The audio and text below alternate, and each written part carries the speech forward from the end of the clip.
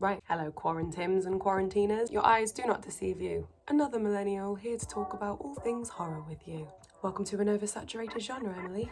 Thanks, Emily. It was either this or I'd be spending these hours I have of an evening just shoveling my face with more and more crisps, and my jeans haven't fit in weeks, and it's getting to the point where my socks don't even fit properly, so I need to spend my time better, I think.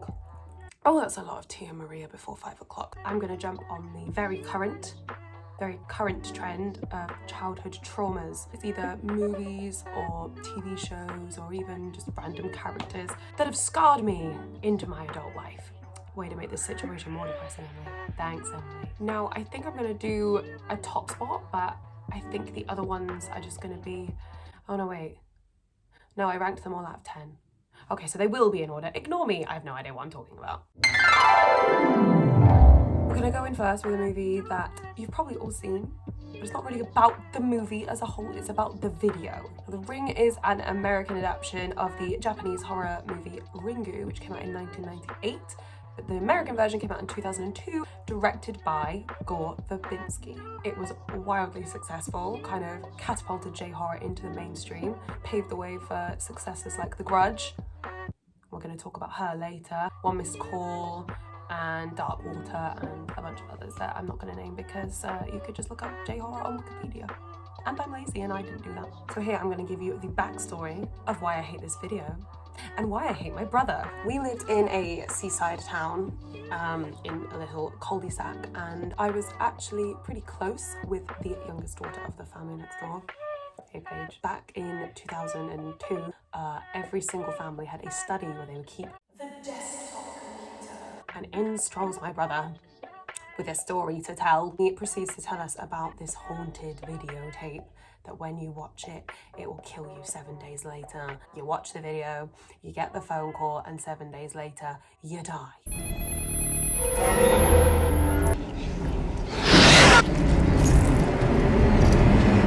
Great, wonderful news for a 7-year-old.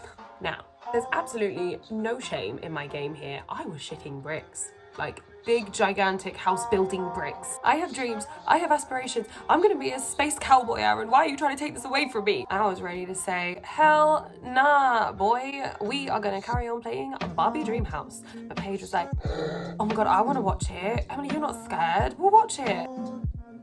Cheers for that. Didn't want to lose face, which is something I struggle with to this day. I will do stupid shit just to say, well, at least I didn't back down. So we watched it.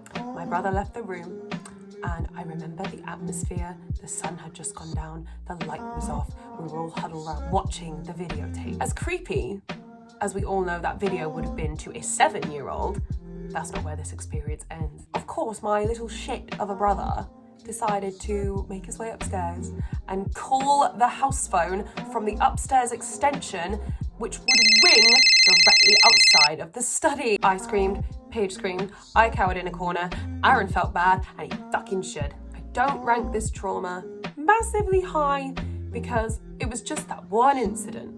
I don't think I had any nightmares. I don't have any issue watching The Ring now. So I'd say 3 out of 10 didn't make a massive contribution to my current mental state. Moving on. I'm going to talk about a Christmas film now. Stay with me. I'm sure we have all seen A Muppet's Christmas Carol. And, truth be told, I love this film. It is my favourite Christmas film. Holding the top spot with Home Alone 3. I've got a soft spot for the third one. Don't ask me why. I grew up with it. It's probably not as good as the first two. I don't care. I have very strong positive feelings about this film. And I think Tom Crane said it best. The best movie ever made is A Muppet's Christmas Carol.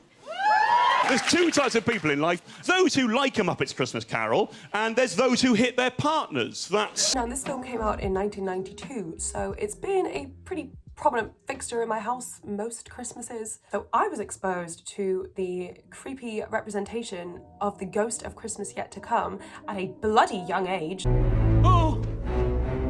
A gaping abyss and a harbinger of death. Of course I was scared. Why wasn't everyone else? Also, mini side trauma. This creepy baby. Enough said. I think the thing that made it extra creepy for me was the fact that it didn't speak. Will you not speak to me? It bowed and it gestured and it didn't speak at all. All there was this ominous music that just followed it around its entire segment. Am I in the presence of the ghost of Christmas yet to come? Oh, this is too scary. I don't think I want to see any more. We'll meet you at the finale. Yeah. This character doesn't really bother me now. I'll happily watch it at Christmas time with my family with a few sherries on deck. 3 out of 10 would probably trauma again. Let's move on. Up next, we have my least favourite film from my most favourite franchise. Scream absolutely dominated the mid to late 90s with its satirical look at the horror genre as a whole, relatable characters, and sometimes, not always, pretty good whodunit storylines. And believe me, I know the Scream franchise, and I know it has very die-hard fans. I'm one of them. I feel ya. But hear me out. Scream 3 did not make any fucking sense. And spoiler alert, I guess, if you haven't seen it, it's 20 years old. Get a life. There was absolutely no way that Maureen Prescott's murder had a third perpetrator. Billy Loomis, Stu Marker, and no one else. Stop lying to me. Anyway, I saw Scream 3 before I'd seen any of the others. The year was 2005, and me and my family were going on a super mega sick ass holiday to Florida. So we had gone up to London the night before to stay in a hotel. Doesn't really matter, I'm just giving you the ambiance. My parents let me and my brother stay up watching TV. We were too stoked. We were going to Florida the next day, bitch. We ain't getting any fucking sleep. They, obviously, had to get us all up at 4 o'clock, so they needed their sleep. We could sleep on the plane. It is what it is. Let the kids stay up. So it's like 11 o'clock at night, some random hotel in London, and what was on? Scream 3. I had seen a few horror films in my 10 years. Explains a lot. So I was like, damn, this film is so self-aware. It's a movie set on the set of a movie. So I was fully digging this.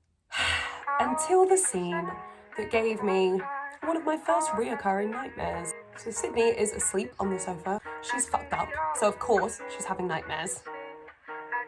Can relate. And in walks the creepiest apparition of Maureen Prescott.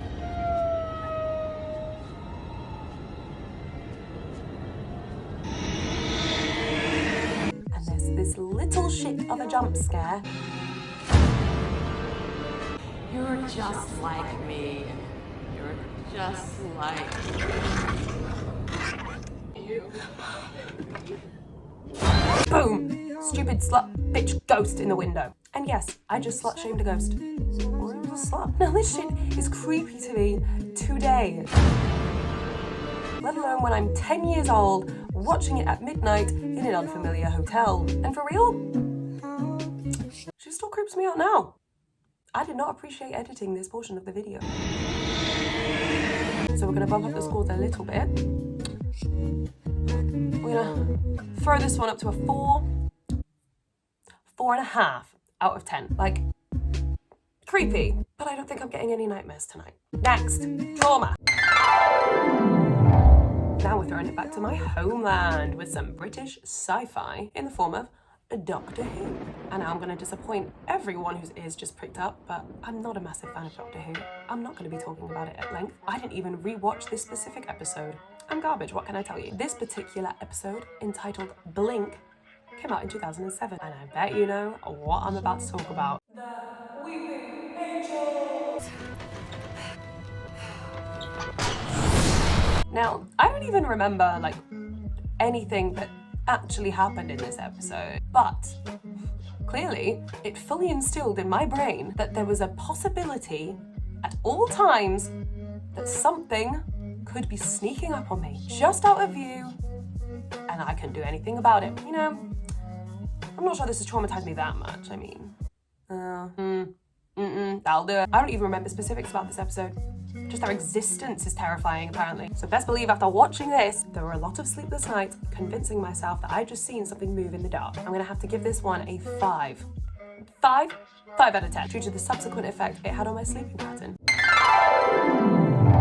We are gonna move up the severity level at quite the gradient now with a film many of you definitely won't have seen and probably haven't even heard of. When I was little, me and my dad used to go to the Apollo video store. I don't know if that is just an English thing, but it's basically discount Blockbuster, I don't know. But we would go on a Friday night to rent some films for the weekend. And one Friday, we rented Anacondas, The Hunt for the Blood Orchid, and Don't Look Down. Don't Look Down is a 1998 made-for-TV film produced by none other than Wes Craven, Big Daddy Craven. I'm gonna go into a little bit more detail about this film, so I'll issue another spoiler alert here, but it's a 22-year-old made-for-TV film, so if you really care deeply about the ending, go off, sis. So we have Carla, Rachel, and Billy Burke. Clearly that's the actor and not the character's name, but I couldn't even be bothered to research his character name. You're lucky I'm not calling him Bella's dad throughout this entire segment. They're at this cliffside overlooking this big ass drop, but they're there to take some scenic, idyllic pictures for Billy Burke's portfolio. I don't know, it's not really explained. And Billy's like, oh, Carla baby, come back, it's not safe, you're right at the cliff edge, oh my God. And Carla's like, and Billy Burke's like, if you really want to be scared, come take a picture over here on the fence. But then Rachel wanders over and is like, fuck my ugly sister, I am your model over here, Bella's dad. And does the weird, like, dirty dancing, flying thing. It would make the worst photo ever. And obviously, the railing breaks, down Rachel tumbles, and somehow, I don't know how they MacGyvered this, down jumps Carla to jump onto Rachel, over pops Captain Swan to grab hold of Carla. Spoiler alert, they don't save her. Down she goes in the best slow-mo fall that isn't sad at all. I did giggle rewatching this earlier. And of course, this is gonna be sad boy hours. It is her sister. Boo-hoo, I'm sorry. And she's obviously going through it. And she develops a crippling fear of heights, outlined here by the best series of jump cuts of her in an elevator I have ever seen. Artistic! So then she joins a support group for other people with acrophobia. So, truth bomb, I didn't rewatch the film for this video. I couldn't find it online and I wasn't gonna order the DVD and wait for it to arrive. It's lockdown. I have all the time in the world, but no time for that. The abridged version, the Cliff Notes version, Cliff, all of the other support group members start dying, leading up to the dramatic climax. They're all back at the cliffside. The guy who runs the support group, Carla, and Mr. Swan. I don't know why they're there. I don't remember, but we're there, and we're there for the big reveal. The reveal that absolutely no one saw coming. Of course, Billy Burke's the one been killing everyone. And it was supposed to be Carla that died on the cliffside in the first place. Ooh! Billy Burke had gone up there before the photo shoot, loosened the thing on the fence, and been like, well, if you're so brave, go and take a photo on the fence. Infallible logic. He had planned her death to take her money. That is a puddle-deep plot, and that's what annoys me.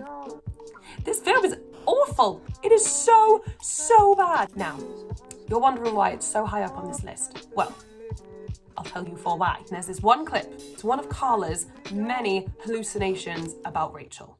And it's this like slow-mo, overexposed shot of Rachel, and she's screaming at Carla, "You can't let go of me." That's it. That is it. What's wrong with me? That got me for months. For months and months on end, I would close my eyes to go to sleep every night, and that's what I would see. It went on for way longer than the Sleeping Angel stuff, probably because I was way younger, but I'm so angry that this still affects me so much. Because editing it, found that clip today, editing it, do not like, And the fact that one little shot from that film caused all that trauma. So much that it's number 2 on this list. So this one's getting a solid 7. 7 out of 10. Here we are at number 1, the Trauma Daddy. Here we go. Now, I know so many of you are gonna judge me for my top spot, because you're all gonna say, that film's not even scary. Well, I'm about to prove you wrong, all right? It's another incident that stemmed from the Apollo video store. You know what's really funny about that shop now? It's now a Wetherspoons, and I have downed many a tequila shot in that Wetherspoons, causing other kinds of trauma. Full circle. Did a full 180. This time, we get to blame the trauma directly on the woman that worked there. I was 11 years old at the time, I was in the Apollo store with my dad, and I picked up The Grudge from the shelf because that's an inviting front cover, right? I want to see that film. And I gave it to my dad. And obviously it says right on the front, The Grudge is a 15. Your girl was 11 at the time. Responsible dad put the film back and said, we'll come back in a couple of years and you can watch it. Or he went to the lady at the front desk and went, will she be all right? And then the woman went, well, my 8-year-old was fine. And we rented it. And I was not fine. Newsflash, I wouldn't have brought it up 15 years later if I was fine. Dave, I still can't watch it. I still cannot watch The Grudge to this day without getting real bad juju for weeks on end. The first time I rewatched it recently was 2 years ago. I waited from when I was 11 till when I was 23 to rewatch this film. And I watched it with this guy I was seeing. And it wasn't all cute like, oh my God, baby, I'm so scared. Hold me, protect me.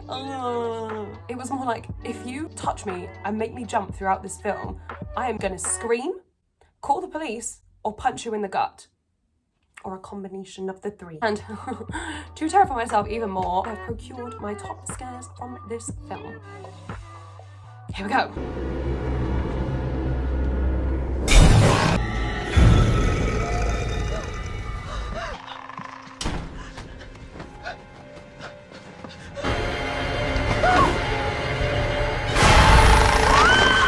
What happened, Yoko?